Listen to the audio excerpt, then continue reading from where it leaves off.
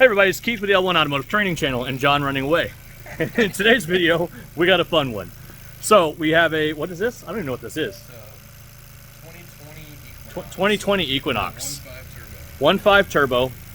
Comes in for lean coats. Yep. Comes in for lean coats. Zach's here. He did all the work. I came over and said, ha ha ha, and then time to take a video. We're looking at the car. We've got long-term fuel trims are about similar. So this is 30% positive fuel trims on the short term and about the same on long term. We're gonna go idle this up and show you. So it means the engine is adding fuel because it sees too much air and not enough fuel, or not enough fuel. Nope, sorry, cleaning the screen off a little bit there. There we go. So we'll go exit out of that, go to show all, go to long term. You can see they're both high. We'll go to graph merge them both. So you can see long term is green, short term is blue. So total, it's adding about 60% additional fuel to what it's calculated. So if we RPM it up,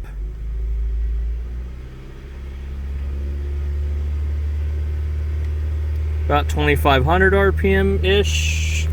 We're holding about 25. Our short-term fuel trims are probably gonna go negative. It's keeping descending. So definitely this affects our fuel trims in a way, a positive emotional way, but in a negative way. So, you like that, Zach? So what this means is that when we open the throttle plate, we reduce the amount of engine vacuum inside the manifold.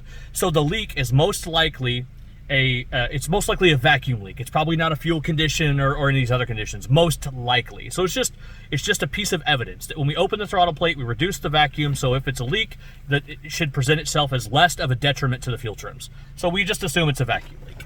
So Zach was looking at negative fuel trims while spraying an accelerant under the hood. We use propane because it's safer. Isn't that right, Zach? Yeah. He says Always. Always.